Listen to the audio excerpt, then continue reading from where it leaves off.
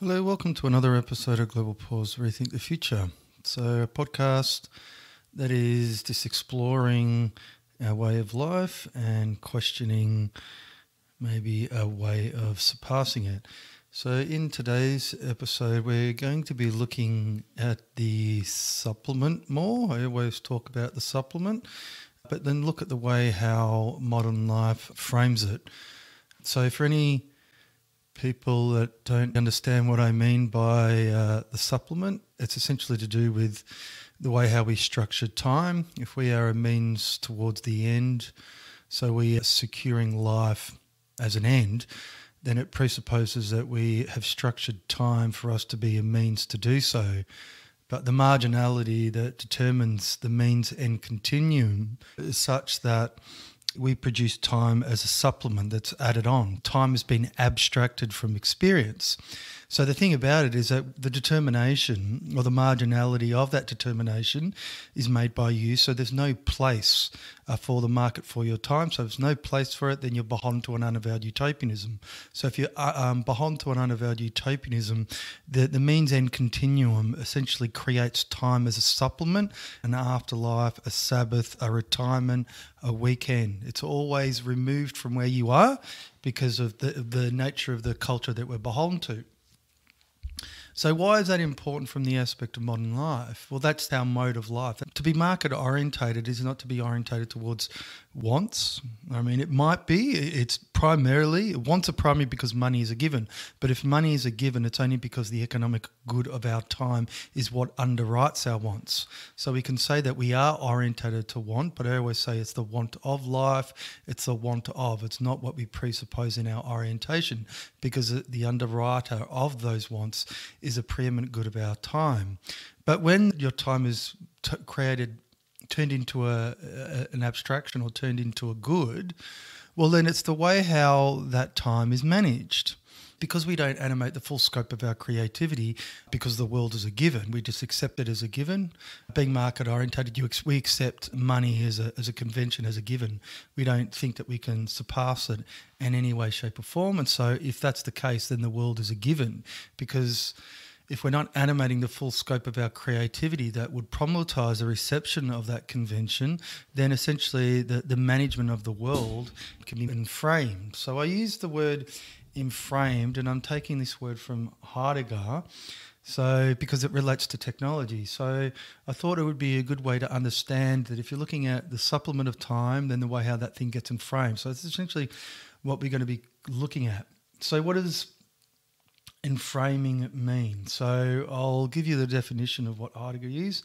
So it means a gathering together of a setting upon which sets upon man, so challenges him forth to reveal the real in the mode of ordering as a standing reserve. Enframing means the way of revealing which holds sway in the essence of modern technology and which itself is nothing technological.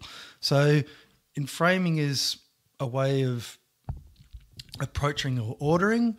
It's got nothing to do with technology, as he said. Let's just think of what that means. Well, if you think of the abstraction of an economic good, so when your time is made into an economic good, that is a way of ordering, obviously. We always know that we're beholden to a time that we think is almost natural, but it's not. It's a constraint and it's artificial. The artificiality of our time as an economic good is one of the things that people really don't consider. They think it's neutral. If your time is enframed, it's enframed in all manner of ways whereby that the preservation that you habitualise in your working life, as it were, or in our way of life, is such that you are removing the risk, because it's about security, about securing.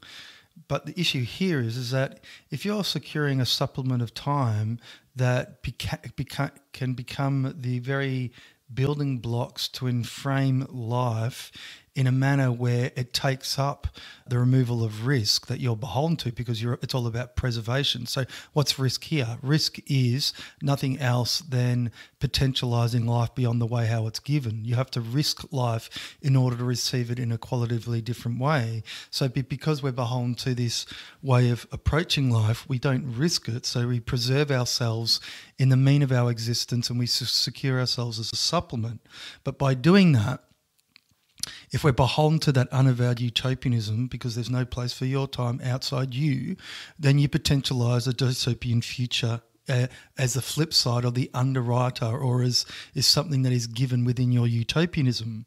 The issue here is that the enframing of your life can be very much something that you can do individually, but then it's the way how life as a whole collectively can be enframed when the rationalisation is preservation and is security. So we only have to look at, if you step back from that and you think, okay, well, everybody is beholden to an unavowed utopianism. Everybody is doing exactly the same thing. There's this parallel kind of timelines where everybody is doing the same thing. Everybody is a means towards the end that they presuppose, and they're securing their time as a supplement in order to style it. You're orientated towards lifestyle. But because we don't animate the full scope of our creativity, where does that creativity go? Where does that power go? This is the one thing that because that power, we feel that we don't animate it, doesn't mean to say that it just dissipates and it flies into the ether. It's grounded in the structures of our institutions and our way of life. So let's look at that. So it's very easy to see the way how, if we presuppose a way of life and our institutions presuppose that way of life, then our institutions reflect that. So if you're looking at how the state can be given in such a manner that it dominates all facets of ordering, as it were, through its presupposition of its atemporality, in the sense that it's going to perpetuate itself in the future and it's unsurpassable. Just work back from that. So just think of what it means to not harness the full scope of your creativity when it comes to the convention of money. To accept the convention of money is to accept the world as a given and it to be unsurpassable. So you're being beholden to a way of life that you consider as unsurpassable also tethers the state in a way that it presupposes that it's unsurpassable as well, because literally the creativity that you don't animate in your lives is the actual power that the state used to preserve itself. But in that case, what is it doing? What's the rationale for a state? It's the preservation of itself in the face of a risk that it might consider to undermine its legitimacy. And ultimately, what's the risk? Where does the risk come from? Well, it comes from you. Why is that? Well, if we are habitualising a way of life through what we do, and then you entertain divergence or a thought crime or become a heretic as far as that way of life goes, then this is the issue here, that heresy is nothing else than potentialising a way of life that would surpass the current paradigm. So if you're looking at the way how our lives are enframed, in the sense that you have technology that bears upon us, well, what is the surveillance state other than taking up what we presuppose for our lives if you're securing your time as a supplement and becomes a gated community as such, whereby you're orientated towards securing the diminution of your life. It's not the actualization, as it were. It's the diminution, because what underwrites what you consider to be life is a vision towards it, which is very small. Why? Because you're beholden to an unavowed utopianism, and for the most part, the world in which you share is defined by want. Your relationality is just predicated off want. Why is it predicated off want? Because money is a given. Why is money given? Because the economic good of your time is what reigns. So the issue here is that the state will take up what we presuppose, which is security, and use that as a justification for any measures in order to marginalise, to the point of marginalising any form of life that potentially could undermine its legitimacy as far as it perpetuating itself into the future. So think of what that means. Well, let's think of if you potentialise a way of giving and receiving that wasn't predicated off the preeminent good of your time, but literally looked at the way how you can potentialise the marginality of your time in reference to the indivisibility of your temporality, but through doing that you're engendering a different way of giving and receiving, and literally are giving a way for goodwill to be animated in the world. Now, goodwill to be animated means to say that the full scope of your creativity is starting to be harnessed. But through giving and receiving in a different way, you are not being a means towards the end, and the presupposition of money becomes problematized as far as that way of life goes. Then the issue here is that if the state is utilizing through capturing, all right, through presupposing a way of life, there's no outside to our way of life, then it can utilise the means that you use in order to secure your independence in a way that can preserve itself in light of any potential kind of threat that it may deem. All right, so what does that mean? It just means to say that when you remove any accountability as far as that way of life goes, so literally the way how money is used, it's accounted for, the way how that you would be profiled as far as any electronic kind of surveillance needed of not only the state, but of, you know, surveillance capitalism, as it were, where all your activity and your movements are tracked and you go through psychometric profiling, plus all the market research and everything else like that. If you elude that, remove yourself from that, then what you're doing is that you're creating a space to potentialise life in a different way that has got to do with not only addressing the issue of the supplementary way that we receive ourselves when we are focused on independence as an ideal, but the way how that you can remove the enframing of life that is ultimately got to do with about trying to remove risk from life. So why would that be the case? Well, if you think that your life, you work and then you retire, and yet the quality of life of your life after you retire for the most people is that you're waiting to die. We're not potentialising anything. We live our lives and then we get to a point where we stop living and we're literally waiting to die. All our old people within our culture get pushed off to nursing homes and they're just waiting to die. And yet, if you look at it from a COVID perspective, those people are now the justification in order to marginalise all forms of life leading up basically to a person that's waiting to die. So what does that tell you about the culture? That your way of life, our way of life, is just about potentialising the way of dying or waiting to die. So what does waiting to die mean? Well, if you think, what does waiting to die mean? Are you animating your life when you're waiting to die? Do you have any power when you're waiting to die? Is there any dynamism that is engendered when you're waiting to die? Now think about what a consumer means. If you're beholden to a way of life that puts you into a holding pattern that is more like, and it's a suspended animation because you're essentially chasing ghosts, because you're orientated towards lifestyle obsessions. And like I said, if it's marketing and branding, it's what underwrites marketing and branding. Marketing and branding is propaganda. Okay, so propaganda for what? Not necessarily for the specific brand, for our whole way of life. It's about the loyalty that you have towards a way of life. But our way of life, if you look at it from that aspect, is that you're enframing not just the supplement, but your whole of life through the way of marketing and branding, the way of approaching you as a consumer in inverted commas. What does it mean to be a consumer? You have no agency, you're not given credit for creating the world. The world is a given and you accept it. You accept this world. So therefore, the suspended animation that we preserve when we're orientated towards independence as an ideal perpetuates that we are just waiting to die. Then you can say, well, that's just a bit harsh. But when you're looking at it from the aspect of what do you do in your life that doesn't potentialise life in a way where life becomes richer, more exuberant and abundant?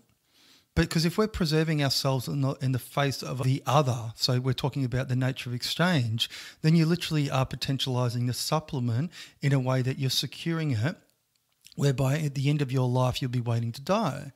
So the issue here is that you either potentialise the supplement or remove the supplement in the menu of existence. So that's literally looking at a common surpassing. It's literally looking at our way of life, what underwrites it. So that's a preeminent good of our time, and looking at what's at play when we secure time as an economic good. Or what you do is that you just presuppose the way of life, which is just how it's given, and the supplement will be enframed in a way where it can marginalise all life for the sake of life that's just waiting to die. In the face of a qualitative difference between life, which one is the one that you should be orientated towards? Which one is the one that has more life into it? If life is no longer spiritual as far as the state goes. You're not like an individual that is a sovereign soul, as it were. You are a body. You're a means towards the end. You're a means towards what? You're a means towards whatever it end. Now, what would be the end? If you're a means, as far as our way of life go, what is it? You're a means to perpetuate a way of life that continues. That's it.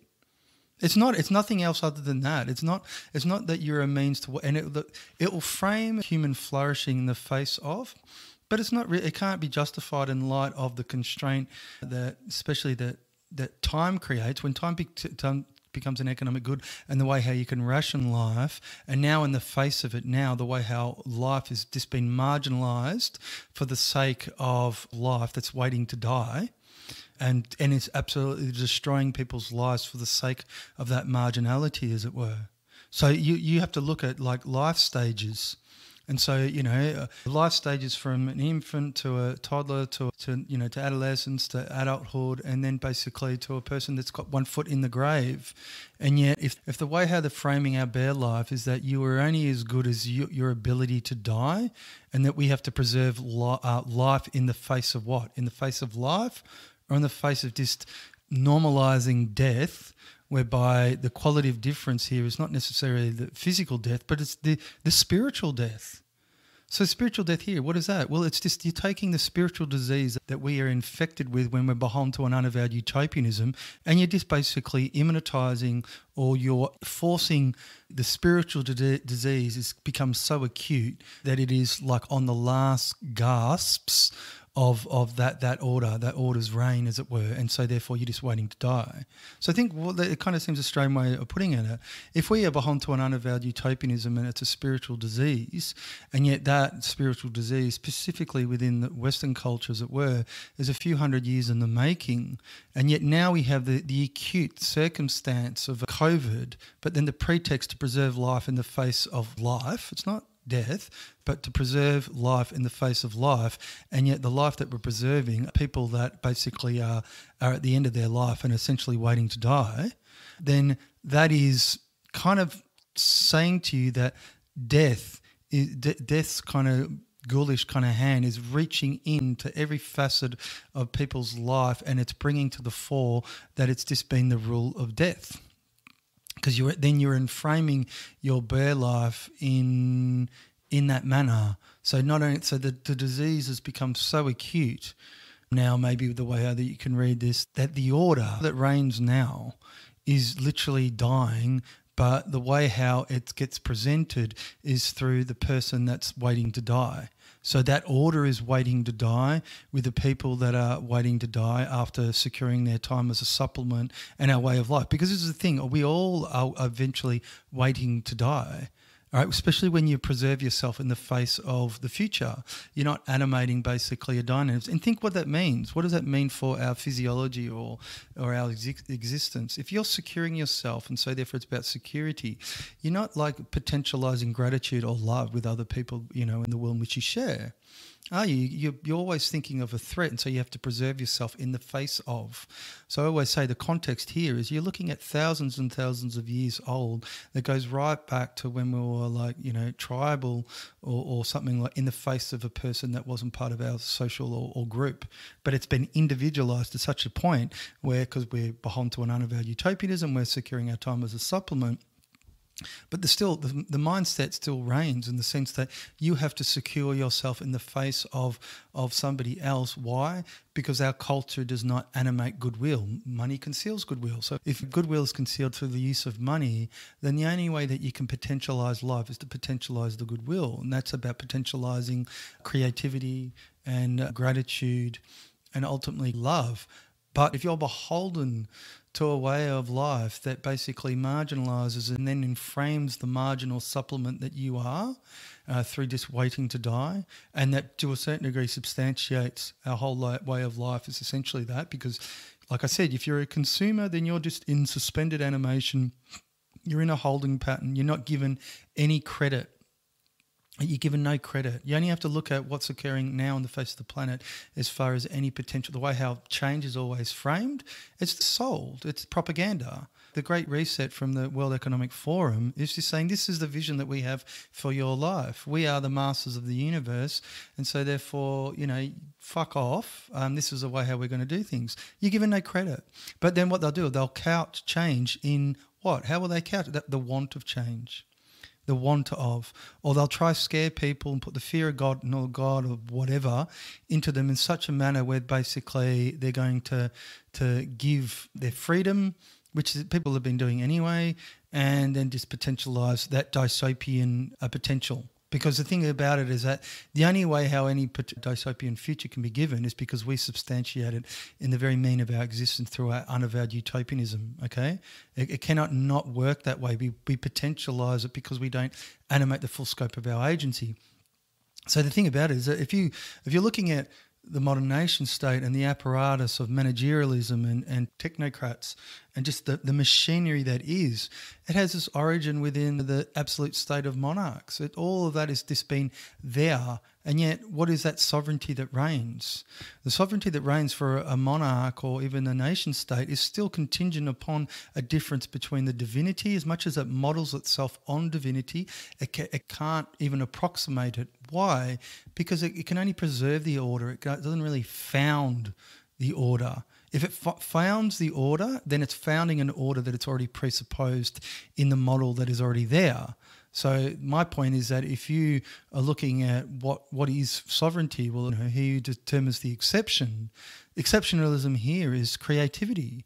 Exceptionalism is, well, the paradigm that is reigning no longer has to be reign. I don't have to disinhibit the orientation towards life. I can literally diverge from that and be a heretic in the face of that. If you potentialise that, then what are you doing? Then you're removing the claim that otherwise works through this institution from a transcendental God that's removed, and you're immanentizing creativity with other people in a way that you're creating life that just completely diverges from the current paradigm. But then the way how would life be enframed in that scenario? If you're not making yourself a supplement, so you're removing the sequential ordering of being beholden to time as the one way of enframing kind of time, that's the one thing. You don't even have to look at, modern technology the way a Heidegger would look at it. Is enframing time through an economic good is the one thing that we should give due consideration to, because you're ordered against it. And like I said, there's no outside to it. Why? Because it's, there's no market. There's no place for your time outside you. So you literally, and they talk about the attention economy. What is the attention economy other than highlighting something that was just already given anyway? I always say the same thing about social media. Social media is just media. It's just the same thing. It just perpetuates a way of life that's already given. Influencer marketing is just about getting people that are very similar to you, but they're going to influence you in your marketing. Not for goods, just the way of life that's presupposed. What is entrepreneurialism? The way how that's get marketed as a way towards work. That's just a way of life that's presupposed that you're meant to work for yourself. What is the movement of working at home? It's about temporalizing place. It doesn't matter which way you look at it. If you're temporalizing place by having all the amenities of home there, or whether or not you're temporalizing the place of work in your home, they're exactly the same thing. It doesn't matter why? Because of the marginality. Your time is already an economic good. It doesn't matter where you are as far as that goes. It's already given as a way. And people think that having a movement towards home is somehow different. No, it's not. It's not, because you're beholden to an unavowed utopianism, and you presuppose that money, the enframing of time, when it's done in such a way that there's nothing neutral in that, think about what it means to produce your time. People think, how can you produce time? But that's what we presuppose when we are a means towards the end. We produce a supplement of time in order to style it, and that's our vision. Our vision reigns there. And so if through the advent of liberalism and through our private interest is this remove the public space, as it were, it's marginal because we're beholden to an unavowed utopianism that's a few hundred years in the making, but comes to its fore when, mass market economy this predominates as the mode towards life. Because your meaning is found there. And so it's this, you'll orientate in any form to, the meaning here is just about the meaning of styling the supplement and not potentialising anything for life. Does that mean to say you are less likely to be waiting for life. And what is that? You think about it. Like, what if you're in a holding pattern? You are holding somebody in a pattern of consumption. Why?